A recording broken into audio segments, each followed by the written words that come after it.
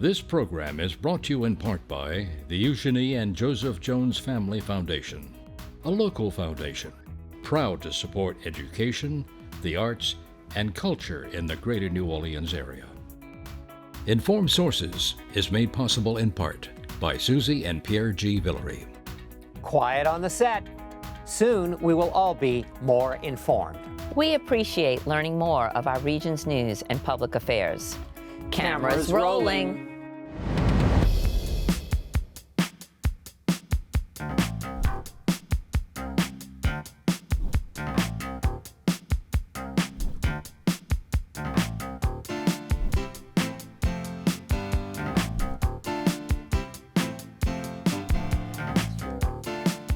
Hello, I'm Marcia Kavanaugh. Thanks so much for joining us. With the state legislature meeting in a special session on fighting crime, there have been ample floor fights about how crime should be fought. Another issue that the legislature will be wrestling with later this year is insurance. We'll hear about the new insurance commissioner's battle plan. Elsewhere, there have been big problems in the small town of Abita Springs following media reports of alleged embezzlement. In New Orleans, the fairness of the Sewerage and Water Board's methods for determining water bills are under scrutiny. And with Carnival now, in hindsight, action is being taken to throttle some of the problems that occurred. Joining us to discuss these issues are tonight's Informed Sources, Errol Laborde, producer of Informed Sources, Lee Zurik, investigative reporter and anchor, WVUE-TV, Fox 8, Brandon Walker, morning news anchor, WWL Louisiana, Channel 4, and Greg LaRose, editor, Louisiana Illuminator.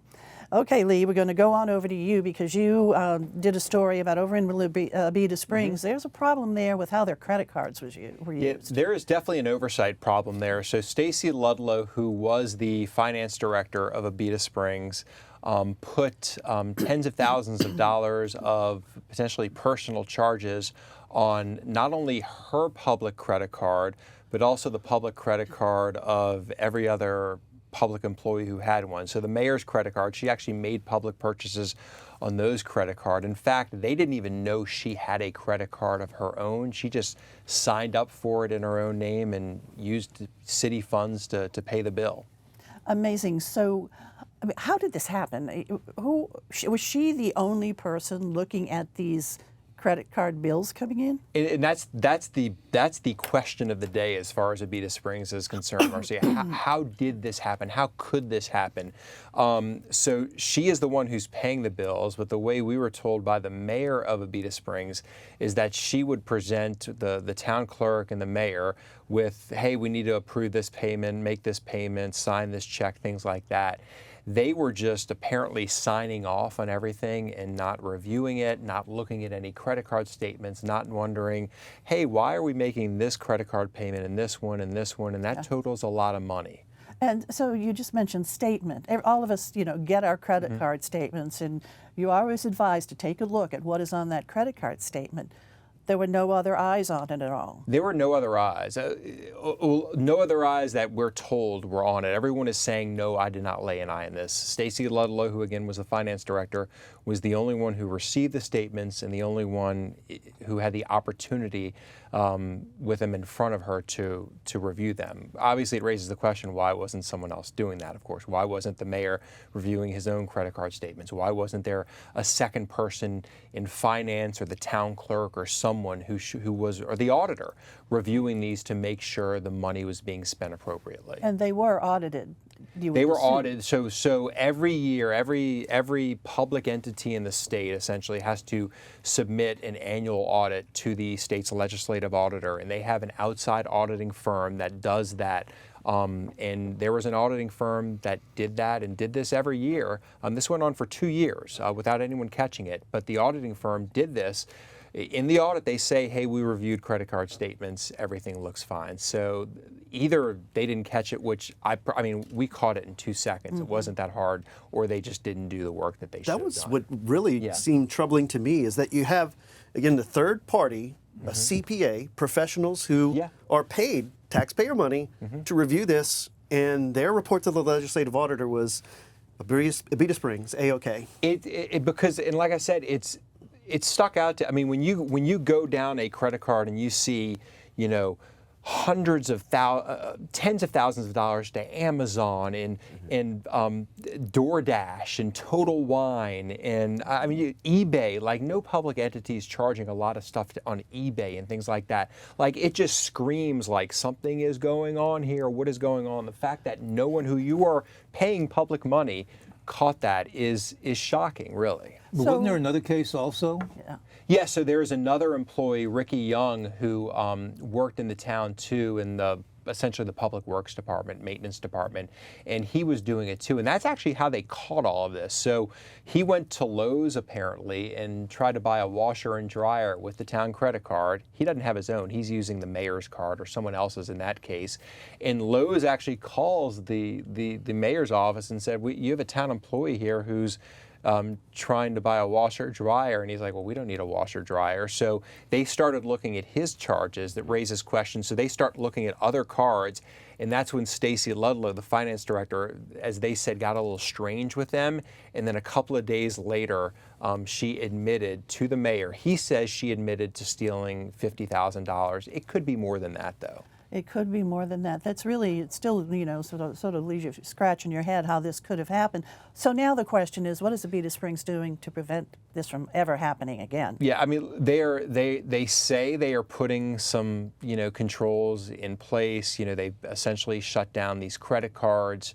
The state's legislative auditor is going through this now. The St. Tammany Parish Sheriff and DA, they are waiting to get a report from the auditor about potential criminal charges here. Now, you did an interview with the mayor, and, how did he seem to you about all of this? I think the mayor seemed, shocked that one of his or two of his employees would do this. Definitely his finance director, too. I think he felt let down. But look, the buck stops with the mayor. It's his, and we're not talking about like a town the size of New Orleans or something like that. Abita Springs is small. It's a small budget, a small town. So everyone in that town's coming up to that mayor, saying, how can this happen? Or why did this happen? And a mayor of Abita Springs should probably be or have someone reviewing those things. Because it's so small. So I think there was some embarrassment. This is where small governments are vulnerable, that they don't have much staff. They don't really have the other person looking at it. Plus, they don't have an active media in their community. I mean, in this case, it took the New Orleans media to uncover it. And so they can conceivably get away with a lot. And that's what I always say, like, these smaller places is sometimes where a lot of the bigger stories may be happening because they're not a lot of eyes on it these days. I'm going to have you touch on really quickly a bigger story too, and this is involving the mayor of Abita Springs, who's facing potential jail time for contempt of court. Yeah, so there's a separate issue about a land development there, and the mayor is trying to prevent this. And essentially, he went to court, and the judge said, you have to report if you don't get this figured out, whatever, we're gonna jail you next month. So we'll see how this plays out over the next couple of weeks. It's been a rough. It's been a rough 30 days for the mayor of Abita Springs. It definitely has been. A lot of news coming out from the little town of Abita Springs, and a charming town that it is. Yes. Thanks, Scott. With good beer, right? Oh yeah, that too. Okay, Greg, over to you. A lot going on up in Baton Rouge. I mean, it's moving fast in that special session. Indeed, and I think if there's a way to encapsulate this, the important points are: this is Governor Jeff Landry's tough on crime agenda, start to finish. Pretty much every bill in there is something that the governor wants to push through. If I were to single out one bill that sort of looks like a bellwether, it's Senate Bill 1 by Blake Miguez, which is the concealed carry without a permit bill. That bill's failed in pretty much the same form the past 3 years, not even getting a Senate vote. And if you watch the legislature closely, you know where the Senate is where essentially bad bills go to die or are left in purgatory until they just don't move forward. The Miguez bill was advanced yesterday, and that means likely on the House side it is headed for approval, along with an immunity bill that shields not just police, but permitted concealed carry holders from potential lawsuits. And I think if you look at those bills, it really signifies that what we're seeing is a strong conservative shift the obvious supermajority of Republicans in the legislature dictating policy. Today, we're looking at bills that'll make it harder to earn good time in prison, to qualify for parole, for juveniles to keep their records in juvenile court under wraps. Pretty much you're seeing a sea change in the state's approach to criminal justice. Curious as to the conversation, though, with this moving at such a rapid pace, the threat of having to go back in and re-legislate because we moved too quickly and too broad of a swath here. I think you're seeing it. For example, a bill today from Representative Tony Bacala that really looks into how criminal cases are handled. He's sort of acknowledged, hey, you know, we could change some things about this, but for the sake of expediency, he just wants to keep that bill moving along. It'll move over to the Senate next. And I think there's even an admission, Nicholas Muscarella, who sponsored the bill to expand the death penalty options in Louisiana. He openly admitted Friday on the House floor that this is likely going to be litigated at some point. And I think, yeah, because it's moving at such a fast pace, because it seems the approach is to keep it streamlined, I think, yeah, at some point you're going to see the content of these challenged or maybe even revised in the regular session. Right, it is that risk of litigation that's really caught my attention. Yeah, well, they're really following the bidding of the governor. This is the governor's special session, his call on crime, and these are the things that he's put before them that he would like to see happen.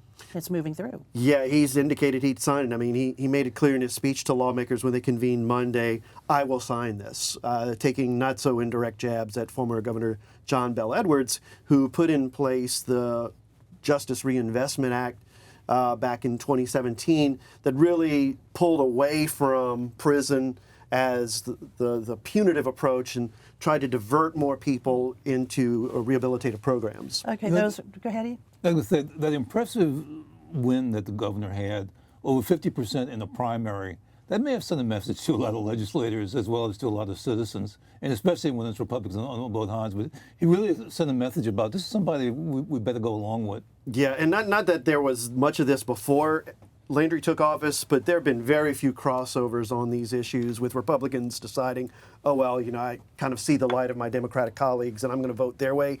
I mean, I can count on one hand how many times that's happened so far. To that point, though, what does it do down the way? Because when you look at voter turnout on the Democratic side, no one showed up, particularly in New Orleans. So does this then fuel that base 4 years from now? They're hoping so, because it seems But they like, also don't have the money from the National Democratic Party that pulled out. Yeah, there's a dysfunction happening at multiple levels with the Democrats that we could use another show to talk about, basically. Fair enough. But yeah, go ahead, Errol. Especially if in 4 years he can prove having been effective on fighting crime. Right. That's going to have a big impact. Yeah, which opponents are saying that all of these measures, they were basically in place before Edwards made his reform moves back in 2017, and we were still high crime. We're still high crime after them. So both sides of this are sort of like butting heads. The devil will be in those details when we see data once these laws go into effect. Okay, and opponents also are saying what's happening now is that we're going to see increase in jail population, which we work so hard to reduce. And the associated cost that goes along with housing all those prisoners. And keep in mind, too, sheriffs, if we start handling more juveniles into the system, they have to adhere to constitutional requirements that keep those juveniles sight and sound separated from the adults. And also the raise the age that happened around 5 or 6 years ago from up to 18 for adults, for juveniles to be charged as adults. They're trying to roll that back again, right? Yeah, all signs point to that happening, treating more 17-year-olds as adults in the criminal justice system. Okay, so how many more days for this? Well, they have to end by March 6th, but at the pace they're going now, it wouldn't surprise me if they get things wrapped up by next week. And that's a lot that was on this agenda, a lot in the call. I mean, it's kind of hard for the public out there to even keep up with it. It is. I mean, and they even shoehorned a reapportionment of the Louisiana Supreme Court into the session as well. Democratic lawmakers are trying to get summer food assistance from the USDA into there, but it keeps getting shunned. So yeah, it's still, you know, there's still a lot to move through. And heavier sentences too are being proposed, like for carjacking, right? For carjacking, indeed, and that's again greasing through with little opposition. All right, we'll see how it all turns out. Thanks a lot. Okay, over to you, Brandon, because you had a sit down with our new insurance commissioner, the state insurance commissioner. Did he have any answers about how we're going to bring premiums down? Yeah, so that's really interesting. So did sit down with Tim Temple. We talked for a little over an hour, in fact, just about what his plan of action would be. And for the record, Tim Temple's career began in the insurance industry, selling insurance, ultimately becoming an executive, also having his own company, which he ultimately had to move away from to run for office. But all of that to say, he's got a perspective that does represent that from the inside. He says that that is a plus, but it also shapes what his legislative priorities will be, or at least what he would like for the legislature to do. From the perspective of the consumer, though, it seems as though the biggest reform matter that we would see that could prove beneficial is an expansion of the fortified homes program, the fortified roofing system there. What he would like to do is see a more permanent, expansive funding source there, because as we see, demand is really high for that. But everything else really and truthfully aims to deregulate the industry, because his perspective is if it's easier for insurance to come, essentially if we build it, they will. Yeah, there'll be more for the customer to choose from, is what he's saying right now. We'll bring more insurance companies in. But that doesn't mean that rates are going to go down per se. He's saying that that's going to be the case, but you know, we're not looking at something this year, next year, 3-4 years from now, perhaps. But there also isn't anything in the picture just yet to see what we're seeing with those astronomical rates come down. Yeah, yes, it's really quite concerning for so many of us out there. So he is opposed to what's called the 3-year rule. He is opposed to the 3-year rule. Why? He is opposed to the 3-year rule because he says, quite frankly, it's bad for business. Because it explain that. Explain right. So the 3-year rule essentially prohibits an insurer from dropping a client if they've been with you more than 3 years for a series of issues. There are some exceptions, fraud being one, failure to pay. I mean, that makes sense. Temple's approach to that is what you're telling a company is, I can't get rid of you even if I think that you're a bad customer. And so if that rule is there, why should I be here to do business? He actually thinks that that's primarily one of the main reasons why insurers aren't here. And of course, the previous insurance commissioner, he said it was said good. It's protecting the consumer. It's protecting consumer. He says that it's anti-consumer, and that's a direct quote actually from our sit-down. So also another thing that he is opposed to is requiring insurers to cover the entire state. When they come in, they can't sort of pick and choose sections right now. Right. He's opposed to that. Yes, he is. Again, he says that they should be able to come in and do business where they want to do business. And again, we have to underscore do business, because he wants you to know that insurance is a business. And so they should be able to come in and do business where they want to. You know, he also was not in favor of that incentive fund that was established last year. He said, it's not bringing insurance in. It didn't work, and it showed that it didn't work. And so he just thought that, you know, the way that it was constructed wasn't favorable, so he wasn't a fan of it. He's not looking for anything similar to come back. Interestingly, though, and in our reporting, we'll take a focus on this in the next weeks and months, zeroing on Florida. Florida's done a few things, and so a lot of his focus legislatively has been on it, but a lot of that framework does mirror essentially opening up the market in hopes for insurers coming in. Is there a cap on how high insurance premiums can be raised each year? There is currently. I'm unaware of the percentage, but he wants to get rid of that as well. He wants to get rid of that because, I mean, people are just suffering terrible sticker shock. I've heard so many people say, if it goes up again like this next year, I don't know what I'm going to do. I can't keep my home. Well, you have people who've already given up their insurance. Right. We actually did a story on a woman whose house caught fire on New Year's Eve because her neighbor had fireworks, and maybe a few months prior, they dropped the insurance because she no longer could afford it. So now she's in this battle with the neighbor's insurance company, trying to get them to cover the cost for the allegation that their fireworks caused the fire. So we did not see a special session. We're not going to see one on insurance. Whatever legislation is going to be proposed will be coming up in the regular session. Do we have any idea? Yeah, so in the reporting, he mainly talked about the 3-year rule, but we did get greater perspective on his plan this week at the lobby annual meeting, the Louisiana Association of Business and Industry, where you've got the who's who of, well, business and industry here in Louisiana. So it would behoove him to outline what he would like to see done legislatively, and so we did see a lot of that. But again, so allowing insurers to be able to change prices throughout the year.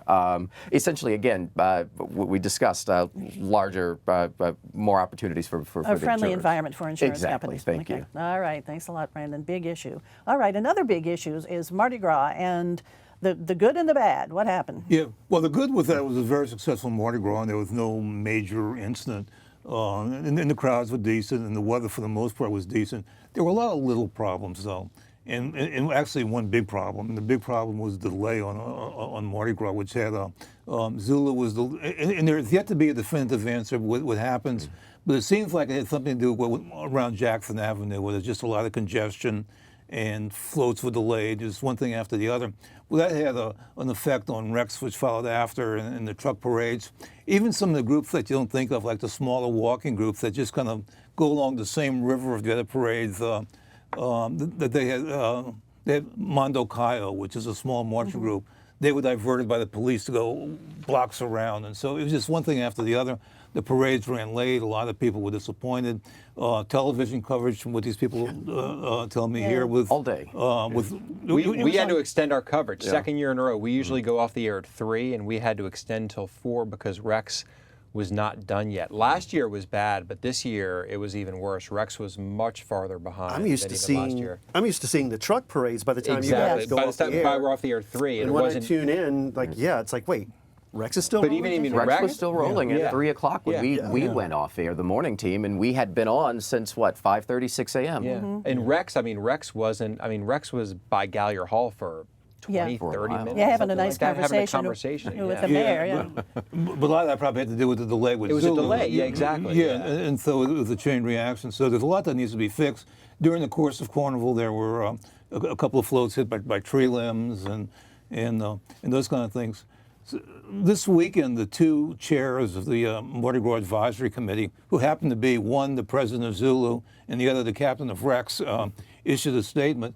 Those are the two guys you want to have on the same side on this issue, addressing the concerns about the length of the parades. Now, they didn't say length in time or the length in number, but they're having a special meeting they're going to call for, bringing all the people together and to try to deal with these problems. Also, the council has said it's going to look into it, and so maybe there's some things that can be fixed.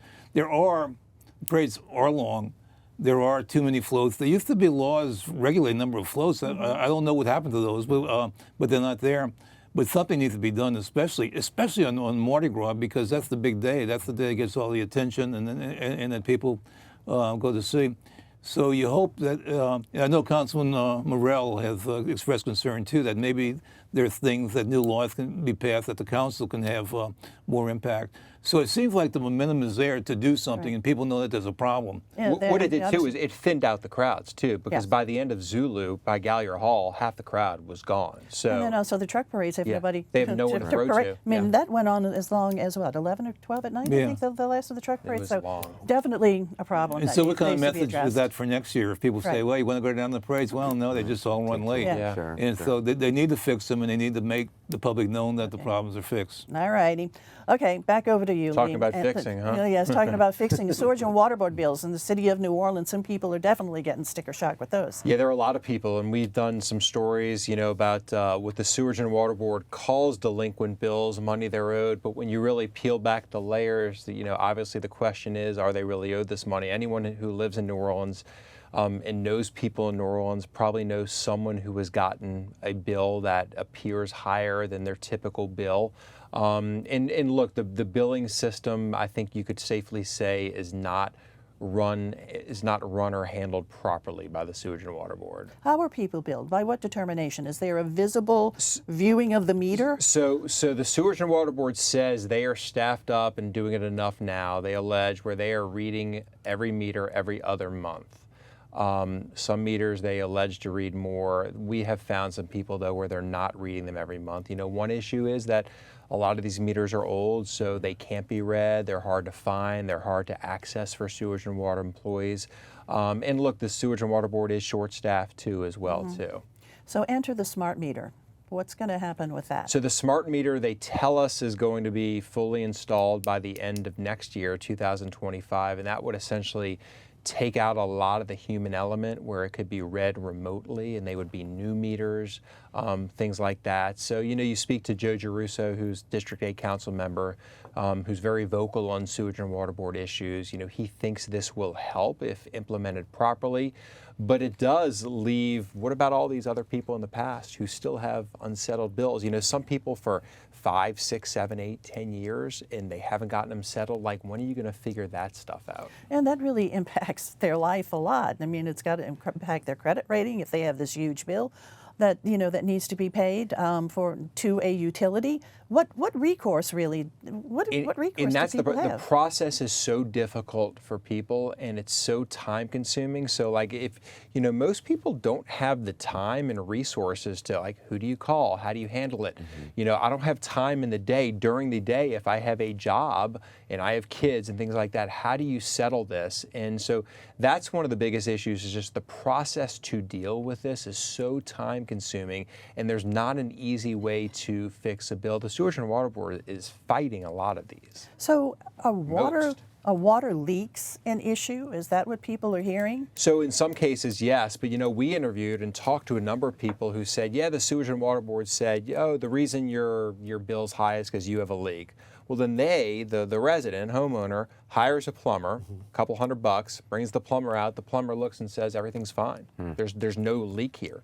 So who's the issue with there? So you have no place to turn. Yeah, so no if place you to do turn. have a leak, is it the homeowner's responsibility? If it's a leak on your property, yeah, it's the homeowner's responsibility. So get it taken care of so you don't have an exorbitant bill. But also the issue is too, like if you're not getting a monthly bill, it could take you months and months and months to even know you have a leak. And how fair is that? If you would have read it every month, I could have gotten this, figured out a lot quicker. Right. Real quick, did you have one? Oh no, I was just going to say, if you do have the resources to get a plumber in to go in and assess the infrastructure of an the issue system, too. But I mean, that's pricey too. Right. Okay, guys, real quick now, other stories here. Okay, just a couple of sad announcements about the death this week of Edgar Dookie Chase III. He was the guy who actually was running the business. He's the son of Leah Chase and Dookie Chase II, after whom the restaurant was named. A great guy, okay? I knew him, and everybody knew him. When you talked to him yesterday, we talked about it. First thing they say, what a nice guy he was, but he was a very competent manager, administrator, and a big loss. Also, I want to acknowledge the loss this week of James Gill, who was a columnist. He said he was from England, and anybody who heard him had no doubt about that's where he's from, one from his accent, but also from his style of writing. He could be very acerbic and didn't like royalty any more than people in other places, but he certainly introduced a style. Go run to the dictionary to figure out what word it was he was using. Okay, please. I'm just going to say more stuff on Mayor Cantrell coming up on Fox 8 coming up soon. Some more questions about a few things. We'll be watching. Yes. Brandon. Pretty interesting vote expected Monday of next week from the Orleans Parish Public School Board on whether to fully take control over what is now currently Lafayette Academy. It would be the first fully run school by the school board in a while. Big issue. Yeah. Okay, Greg, over to you. Yeah, the special session continues, and we really want to start paying attention to that Louisiana Supreme Court redistricting. Under the surface, that's a real battle between the governor and Chief Justice John Weimer. Not a lot of love lost. All right, never a dull moment either. Okay, guys, thanks so much for a really great conversation. Thank you all for joining us. See you again next week for Informed Sources. Have a good evening.